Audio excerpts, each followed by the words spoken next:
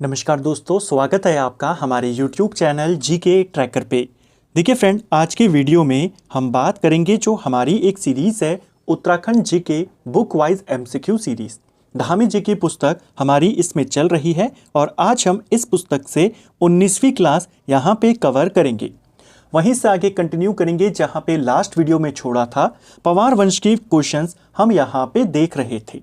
तो चलिए दोस्तों, आज की वीडियो को शुरू करते हैं।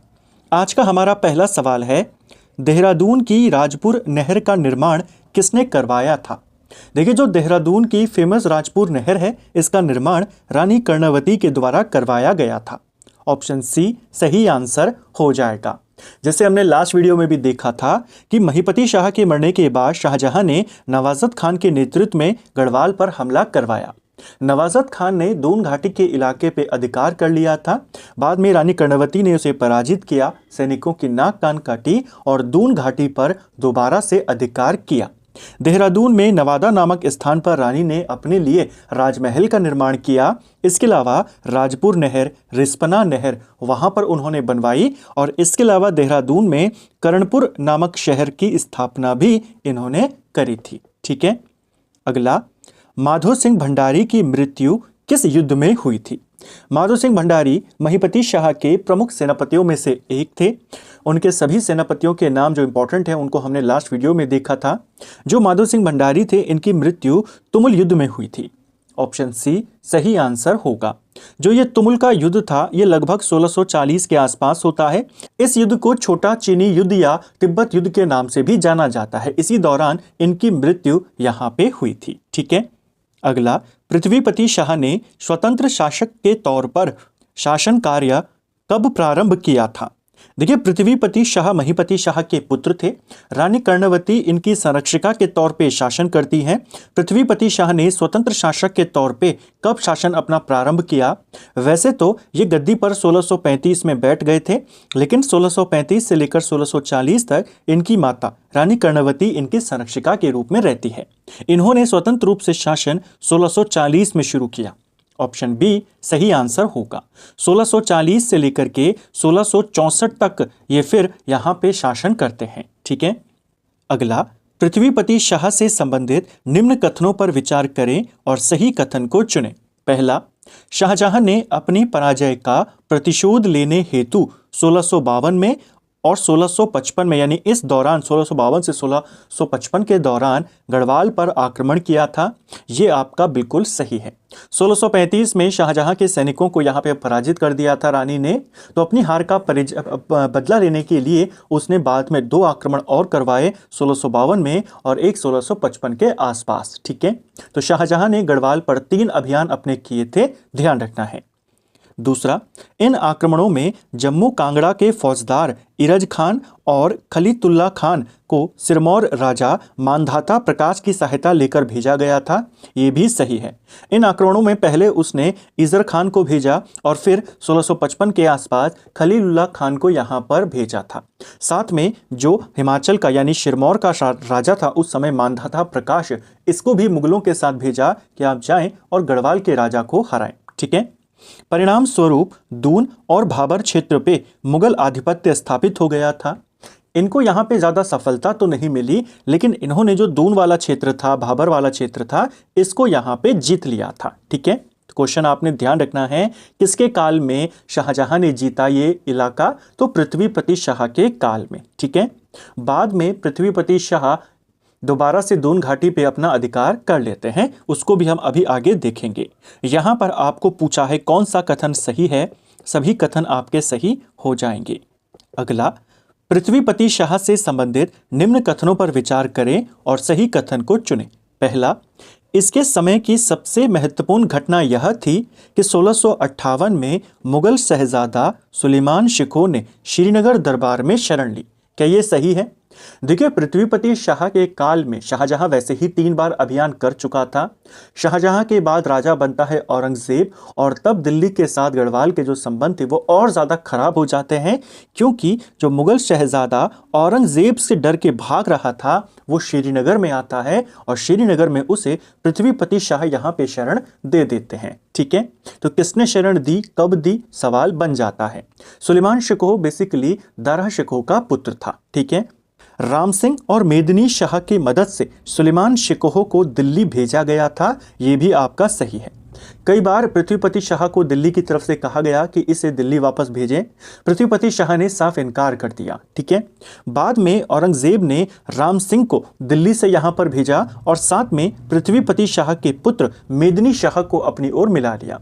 इन्हीं दोनों की मदद से या इन्हीं दोनों के सहयोग से सुलेमान शिकोह दिल्ली वापस भेजा गया था, इसे ध्यान रखना है। ठीक है, जहां पर इसे मार दिया जाता है।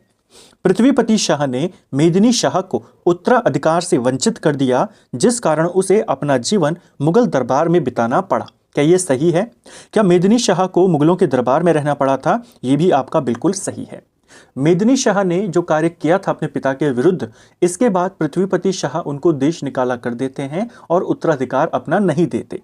जो मेदिनी शाह था ये फिर औरंगजेब के दरबार में जाता है, वहां पर इसे मनसब के पद पे नियुक्त किया जाता है। एक पेपर में सवाल बना था, गढ़वाल से एकमात्र व्यक्ति जो मुगल दरबार में मनसबदार पे वहां पे नियुक्त हुआ वो था मेदिनी शाह। कुछ जगहों पर बताया गया है कि ये राजा भी बना था गढ़वाल का, वो सत्य नहीं है। मेदिनी शाह के पुत्र फतेहपति शाह को राजा बनाया था, अपना उत्तराधिकारी बनाया था, किसने? पृथ्वीपति शाह ने। तो ये भी सही है। हालांकि ज़्यादा समय तक मेदिनी शाह दिल्ली में नहीं रह पाते हैं और 1662 के आसपास इनकी मृत्यु दिल्ली में हो जाती है। ठीक है, इनकी मृत्यु के बाद ही अपना उत्तराधिकारी वो किसे बनाते हैं? फतेहपति शाह को बनाते हैं। आपको पूछा है कौन सा सही है, यहाँ पे आपके सारे कथन सही हो जाएंगे। अब इसी सवाल से देखिए कितने सवाल आपसे ऑलरेडी बन चुके हैं कि कौन सा शहजादा आया था, उसका नाम पूछा जाता है, किस वर्ष आया था, किसके दरबार में आया था, ये पूछा जाता है। 3 क्वेश्चन। दिल्ली से किसे भेजा गया था इसको लाने के लिए? राम सिंह को भेजा गया था। किसने राम सिंह की मदद करी थी? तो मेदिनी शाह ने करी थी। मेदिनी शाह को डरपोक पुत्र कहा गया है, पराक्रमी राजा का डरपोक पुत्र। ठीक है, अगला, पृथ्वीपति शाह ने अपनी दूसरी राजधानी कहां पर बनाई थी?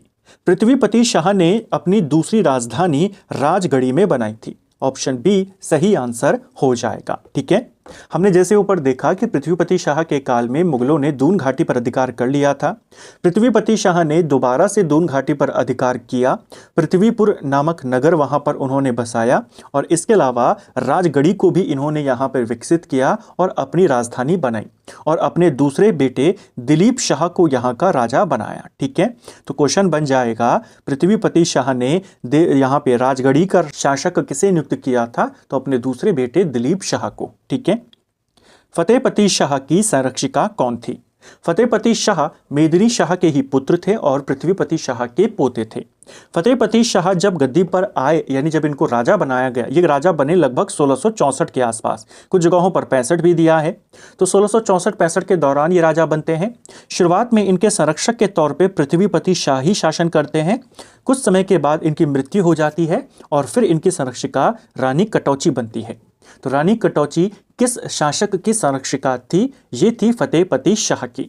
कनकदई किसकी थी? ये प्रदीप शाह की थी। रानी गुलेरिया ये कीर्ति शाह की थी और रानी नेपालिया नरेंद्र शाह की संरक्षिका थी। ठीक है, अगला, गुरु राम राय का देहरादून आगमन किस वर्ष में हुआ था? जो गुरु राम राय थे ये देहरादून आए थे, किस वर्ष में आए थे? देखिए, श्रीनगर ये आए थे 1675 में और देहरादून आए थे 1676 में। सही आंसर क्या होगा? ऑप्शन बी सही आंसर होगा। श्रीनगर उस समय पवारों की राजधानी थी, तो पहले ये वहां गए 1675 में। राजा उस समय फतेहपति शाह थे, तो फतेहपति शाह के काल में आए। फतेहपति शाह ने गुरु राम राय को 3 गांव यहां पे दान में दिए थे, जिनके नाम पूछे जा सकते हैं, खुड़बुड़ा, राजपुर और चामासारी। ये 4 गांव इन्होंने दान में दिए। बाद में इनको ये 3 गांव इनको दान में मिले। बाद में प्रदीप शाह ने 4 गांव और इनको दान में दिए थे। ठीक है, यानी जो सिख गुरुद्वारा वहां पे बना था। ठीक है, अगला, पवांटी के निकट भंगाड़ी नामक स्थल पर युद्ध गढ़ नरेश फतेह शाह और किसके मध्य में हुआ था? भंगाड़ी का युद्ध भी इसको कहते हैं, पवांटा या पौंटा के नजदीक हुआ था। भंगाड़ी का जो युद्ध हुआ था फतेहपति शाह और सिख गुरु गोविंद सिंह जी के मध्य में हुआ था। इस सवाल भी पेपर में बना है कि किन किन के मध्य में युद्ध हुआ, कहां पर हुआ और ये युद्ध कब हुआ। ये जो युद्ध था ये लगभग आपके 1689 के आसपास में हुआ था। ठीक है, हालांकि कहा जाता है कि केवल सेनाएं आमने सामने आई थी, युद्ध प्रॉपर नहीं हुआ था। इस घटना का उल्लेख कि दोनों सेनाएं आपस में आई थी, युद्ध की स्थिति बनी थी, जो गुरु की प्रसिद्ध ग्रंथ है विचित्र नाटक, उसमें इसका उल्लेख किया गया है। ठीक है, अगला, मतीराम, रतन कवि, जटाधर, कवि भूषण किसके दरबारी थे? ये सारे किसके दरबारी थे? ये सारे के सारे फतेहपति शाह के दरबारी थे। फतेहपति शाह के दरबार में कई सारे विद्वान रहते थे, जिनमें आपके मतीराम हो गए, रतन कवि हो गए, जटाधर हो गए, कवि भूषण हो गए। इनकी रचनाएं भी पूछी जाती हैं। जैसे जो रतन कवि है, क्षेमराज के नाम से भी इसे जाना जाता है। फतेह प्रकाश इनकी रचना का नाम है। ठीक है, जैसे मतीराम है, इसकी रचना का नाम क्या है? मतीराम की रचना है रसराज ग्रंथ और वृत्त कौमुदी, ये इसकी रचना का नाम है। जटाधर की बात करते हैं तो फतेह शाह कर्ण, ये इनकी रचना का नाम है। ठीक है, ये इनके प्रमुख दरबारी कवि थे। किस पवार शासक को हिंदुओं का रक्षक, सील का सागर, उद्दंडों को दंड देने वाला बताया गया है? किस पवार शासक के लिए ये सारी चीजें कही गई हैं? ये कहा गया है फतेहपति शाह के लिए। फतेहपति शाह के जो दरबारी कवि थे रतन कवि, इनके द्वारा फतेहपति शाह को हिंदुओं का रक्षक, शील का सागर और उद्दंडों को दंड देने वाला कहा है। निम्न में से किस पवार राजा के राज दरबार में अकबर के दरबार की तरह नवरत्न विराजते थे? तो अकबर के दरबार में नवरत्न थे, उसी की तरह किसके दरबार में नवरत्न थे? ये नवरत्न थे फतेहपति शाह के दरबार में। ऑप्शन ए सही आंसर हो जाएगा। ठीक है, इन नवरत्नों के नाम क्या थे? तो नाम नोट कर लीजिए, शशिधर डंगवाल, हरिदत्त नौटियाल, हरिदत्त थपलियाल, इसके अलावा शहदेव चंदोला, खेतराम धसमाना, सुरेशानंद बर्थवाल, रुद्रीदत्त कमोठी, बाशवानंद बहुगुणा और कीर्तिराम कैंथोला। ये 9 इनके दरबारी थे जो नवरत्नों में शामिल थे। किसके दरबारी थे ये? फतेहपति शाह के। ठीक है, गढ़वाल का स्वर्ण काल किस पवार शासक के काल को कहा जाता है? देखिए, कुमाऊं का स्वर्ण काल हमने देखा था, वो जगत चंद के काल को कहा जाता है। ऐसे ही गढ़वाल का स्वर्ण काल फतेहपति शाह के काल को कहते हैं। ऑप्शन सी सही आंसर हो जाएगा। ठीक है, इसी के काल में जो गढ़वाली चित्रकला थी वो अपने विकसित यहाँ पे होनी शुरू होती है। चित्रकार तो सुलेमान शिकोह के साथ आ जाते हैं फतेहपति शाह के काल में, लेकिन जो विकसित होनी शुरू होती है इसी के काल में होती है। ठीक है, फतेहपति शाह से संबंधित निम्न कथनों पर विचार करें और सही कथन को चुनें। पहला, फतेहपति शाह के काल में ज्ञानचंद ने बधान क्षेत्र को लूटकर नंदा देवी की सोने की प्रतिमा कुमाऊं पहुंचाई। पहला सही है। चंदवंश में हमने देखा था कि जो ज्ञानचंद द्वितीय था वह सोने की प्रतिमा गढ़वाल से कुमाऊं लेकर चला गया था।